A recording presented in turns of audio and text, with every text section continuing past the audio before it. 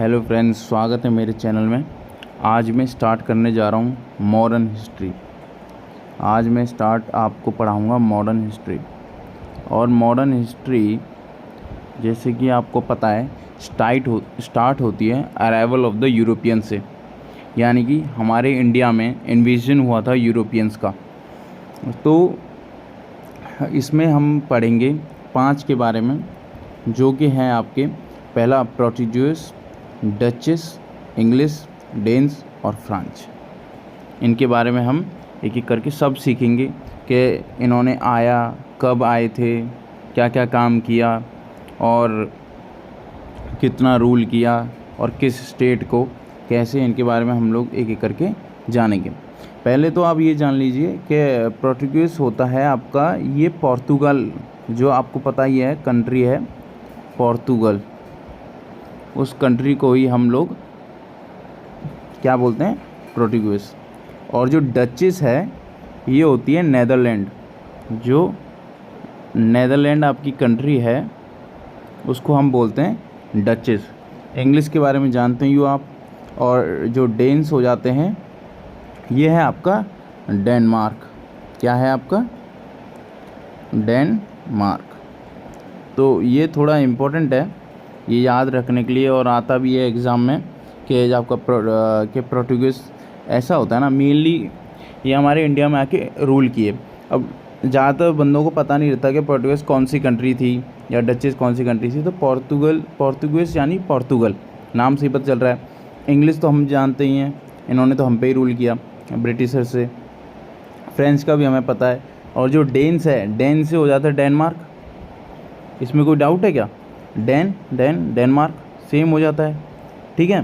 Spain के side में एक कंट्री है पोर्तुगल, तो ये तो स्पेन के साइड में पोर्तुगल है। और डचेस हो जाता है आपका क्या, नीदरलैंड, ठीक है ना। तो बस डचेस का याद रखना है, बाकी तो सबका सेम ही है, आपको ज़्यादा दिक्कत आनी नहीं चाहिए उसमें। तो अब हम एक एक करके इनके बारे में जानेंगे। ये मेरा पहला वीडियो है इसके ऊपर, तो इसमें आपको मैं अभी मैं आपको सिखाऊंगा पोर्तुगीज और डचेस के बारे में। तो इस वीडियो में हम सीखेंगे सिर्फ 2 के बारे में, जो है पोर्तुगीज एंड डचेस। तो मैं आगे बढ़ता हूँ। अब पोर्तुगीज में स्टार्ट करता हूँ। ये देखिए Portuguese, arrival of the Portuguese, यानी कि पोर्तुगल कंट्री का हमारे देश के अंदर अराइवल हुआ था इंडिया में। कैसे हुआ, क्या हुआ, अभी इसके बारे में एक एक करके हम जानेंगे। ये देखिए वास्को ड गामा, ये कॉमन नेम है मेरे ख्याल से। कोई भी बंदा ऐसा नहीं होगा यहाँ पर, कोई भी ऐसा बंदा नहीं होगा जिसको ये ना पता होगा कि Vasco da Gama was the first Portuguese to arrive in India, ठीक है ना। तो ये आपको पता रहना चाहिए। तो यहाँ पे वास्को ड गामा जो थे, Vasco da Gama reach the port of Calicut. Calicut कहाँ पर है? कालीकट एक जगह है जो कि है इन, कहाँ है पता है किसी को? इन केरला।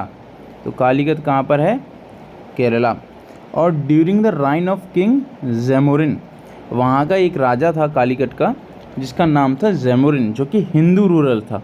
1498 की बात हो रही है यहाँ पे, अब ध्यान से 1500 के आसपास की, जो कि जेमोरिन वहाँ का किंग था तब वास्को ड गामा अराइव हुए। और जो ये पोर्तुगीज थे, वास्को ड गामा पोर्तुगीज थे, तो पोर्तुगीज जो थे उन्होंने जो मेनली रूल किया है, हम ज़्यादातर जानते हैं कि वो जो पोर्तुगीज थे उनका इन्होंने ज़्यादा रूल नहीं किया हमारे देश को। ये मेनली जो हमारा इंडिया है, इंडिया के इस रीजन के अंदर, ये कौन सा रीजन है ये आप जानते हो, जो ये स्टेट्स आ जाती हैं आपकी, केरला आ जाती है, कर्नाटका, महाराष्ट्र, ज़्यादातर इन कोस्टल एरियाज़ पे ही इन्होंने रूल किया। ये पूरे इंडिया पे रूल नहीं कर पाए। उसके बाद इन्होंने जो वास्को ड गामा थे, इनका जब ये आए थे तो उसके बाद जो फर्स्ट गवर्नर जो इनके बने थे, पोर्तुगीज के फर्स्ट जो गवर्नर बने थे, उनका नाम था फ्रांसिस्को डी अल्मीडा। क्या नाम था उनका?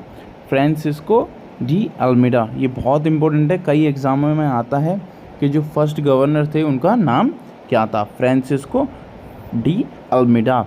आपको याद रखना है अच्छे से, और एक दो बार वीडियो को देखोगे तो आपको अच्छे से समझ में आ जाएगा। उसके बाद है Alfonso de Albuquerque, the second governor of India, arrived in 1509 and captured Goa in AD 1510। यानी 1510 के पास ये इन्होंने गोवा को कैप्चर कर लिया था अल्फोंसो ने। तो फ्रांसिस्को अल्मीडा आपको याद रहना चाहिए, वह काफ़ी इंपॉर्टेंट क्वेश्चन है। और जो गोवा में जो कैप्चर किया था वो हुआ था अल्फोंसो डी एल्बुक्वेर्के के समय में। ठीक है, मैं आगे बढ़ूँगा। अब थोड़ा सा आपको एक तो चीज़ और मैं दिखा देता हूँ। देखिए ये भी इम्पोर्टेंट है। अब मैंने जो बताया था फ्रांसिस्को अल्मीडा के बारे में, आपको मैंने बताया था या नहीं बताया था, बताइए। मैंने फ्रांसिस्को अल्मीडा के बारे में क्या बताया था मैंने? फ्रांसिस्को अल्मीडा फर्स्ट गवर्नर थे, ठीक है ना, जो फ्रेंच था, इनके जो फर्स्ट गवर्नर थे फ्रांसिस्को अल्मीडा। इन्होंने अपना जो बेस ऑफ ऑपरेशंस था, जो मतलब मेनली जहाँ से काम होता था, इन्होंने बनाया था फोर्ट मैनुअल। एक फोर्ट है जिसका नाम है मैनुअल, तो उसको इन्होंने क्या बनाया था, अपना बेस बनाया था ऑपरेशन के लिए। और किंगडम ऑफ कोचिन इन्होंने क्या किया था, इन्होंने ये जो फोर्ट को अपना वो बनाया था मेन, कि हाँ हम यहाँ से ऑपरेशंस करेंगे, ज़्यादा करेंगे। तो ये जो था ना, जो किंगडम था कोचिन आपको पता है केरला में काफ़ी फेमस जगह, कोचिन के बारे में तो मुझे बताने की ज़रूरत नहीं है। जो कोचिन है यहाँ पर इन्होंने, इसके जो किंग था वो नेगोशिएटेड टू बिकम क्या है, प्रोटेक्टोरेट। इसका मतलब होता है कि जो भी रूल करेगा इसको कौन करेगा, पोर्तुगीज, और इनकी हेल्प रक्षा भी करेंगे, ठीक है ना, यानी इनको प्रोटेक्ट भी करेंगे और इन पर रूल भी करेंगे। तो किंगडम ऑफ जो कोचिन था वो नेगोशिएट हो गया था कितने, 1505 में, 1505 में। और with conquest of Goa from the बीजा। अब उसके बाद क्या हो गया, आपको तो पता ही है नॉर्मल, अगर जितने भी आए थे इन्होंने मेनली रूल करना चाहते, तो इन्होंने केरला में जैसे कि देखा, किंगडम ऑफ कोचिन जो ये था, किंगडम ऑफ कोचिन, इनमें इन्होंने रूल कर लिया। इसके बाद इन्होंने सोचा क्यों ना आगे बढ़ा जाए। अब आगे बढ़ने के लिए ये था, जो कि काफ़ी बड़ा किंगडम था, बीजापुर, किंगडम ऑफ ये बीजापुर, जो कि इन्होंने ये कब ले लिया, 1510 में इन्होंने ये रूल कर लिया Bijapur, become the main power, और तब ये मेन पावर बने इंडिया की। और जो सबसे पहले एक और चीज़, जो पोर्तुगीज थे ये सबसे पहले अराइव किए इंडिया में और सबसे लास्ट में गए। 1961 याद होगा, जवाहरलाल नेहरू के समय ये यहाँ से इंडिया से गए और सबसे पहले ये आए थे। अब मैं आपको एक दो चीज़, ये है आपका फोर्ट मैनुअल, जैसे मैं अभी आपको मैं बताया था, फोर्ट के बारे में बताया था कि नहीं बताया था, फोर्ट मैनुअल, तो यही है वो, ठीक है ना, याद रखना है। ये फोर्ट मैनुअल कहाँ पर है, बताओ जल्दी, फोर्ट मैनुअल कहाँ पर है, केरला, ठीक है ना। अब उसके बाद नेक्स्ट है बीजापुर किंगडम। आप ये सोच रहे होंगे, सोचना भी चाहिए कि भाई बीजापुर किंगडम कहाँ है। तो ये आप रेड जो देख रहे हो, जो ये रेड आप देख रहे हैं, ये है बीजापुर किंगडम, जिसके ऊपर इन्होंने फिर रूल कर लिया। आगे बढ़ते हैं, मैं उम्मीद करता हूँ समझ में आ रहा होगा। अगर नहीं समझ में आ रहा है तो आप कमेंट कर सकते हैं, मैं आपको एक एक चीज़ अच्छे से समझा दूँगा। अब मैं नेक्स्ट पे चलता हूँ। अब हमारी बारी आ गई किसकी, डचेस की। सबसे पहला अराइवल हो गया था पोर्तुगीज का। अब हम पढ़ेंगे किसके बारे में, डचेस के बारे में। तो अब डचेस कौन सी कंट्री थे, बताओ जल्दी, मैंने बताया था ना, कमेंट करो अभी। डचेस कौन सी कंट्री थे, ये थे नेदरलैंड। कौन सी थी, नेदरलैंड। अब इनके बारे में हम एक एक करके सारा पढ़ते हैं। So Dutch East India Company was formed in 1816 1602।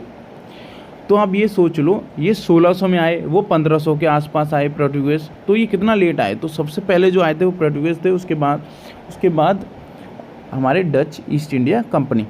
जो डच ईस्ट इंडिया कंपनी, अब देखो जो सबसे इम्पोर्टेंट बैटल है वो पूछी जाती है, बैटल ऑफ बेदारा। कौन सी है, बैटल ऑफ बेदारा इन AD 1759, जो कि इसके अंदर डचेस डिफीट हो गए थे इंग्लिश के द्वारा। एंड उन्होंने एग्रीमेंट साइन किया। क्या एग्रीमेंट साइन किया कि हाँ हम लोग रूल करेंगे, यानी डचेस रूल करेंगे इंडोनेशिया को और ब्रिटिश करेंगे इंडिया, श्रीलंका एंड मलाया। ठीक है, ये आपको समझ में आ गया।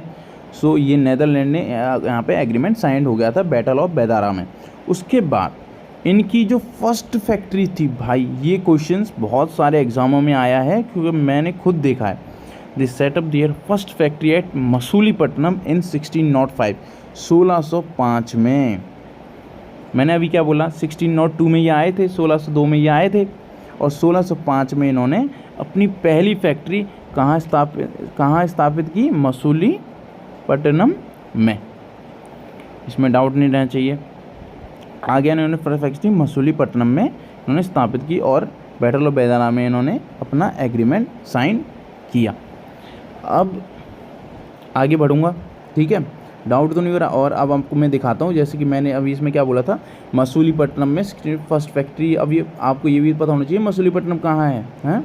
तो ये रहा मसूलीपट्टनम, आप इधर देख सकते हैं। कोई डाउट हो ना, मसूलीपट्टनम कहाँ है, आंध्र प्रदेश में, ठीक है ना।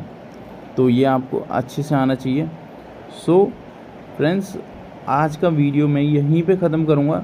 आज हमने देखा कि किस किस के बारे में पढ़ा, हमने सब के बारे में पढ़ा है। अब मैं आपको धीरे धीरे से थोड़ा सा और बता देता हूँ। देखिए, अराइवल ऑफ द यूरोपियंस थे 5, हम मेन के बारे में पढ़ेंगे, पोर्चुगीज, डचेस, इंग्लिश, डेन्स और फ्रेंच। पोर्चुगीज बताया पोर्तुगाल कंट्री के थे, डचेस नेदरलैंड के थे, और बाकी 3 के बारे में अगले वीडियो में आपको बता दूंगा। नेक्स्ट करते हैं, पोर्तुगीज के बारे में पढ़ते हैं। वास्को डी गामा फर्स्ट थे जिन्होंने किंग जैमोरिन के राइन पे वो आए थे और सेटल हो गए थे वो दमन और ये मतलब मेनली ये कोस्टल एरियाज़ के साइड में। First governor Francisco de Almeida थे जिन्होंने फ्रांसिस्को डी अल्मीडा ने क्या किया था, फोर्ट मैनुअल पे ऑपरेशन किया था, किंगडम कोचिन नेगोशिएट हो गया था 1505 में। और जो अल्फांसो डी यानी फ्रांसिस्को अल्मीडा के बाद जो गवर्नर बने, उन्होंने अपना जो कैपिटल था उसको शिफ्ट कर दिया गोवा की तरफ, और वहाँ के जो राजा था बीजापुर, सल्तनत बीजापुर को हरा के पूरे मेन पावर बन गए इंडिया के।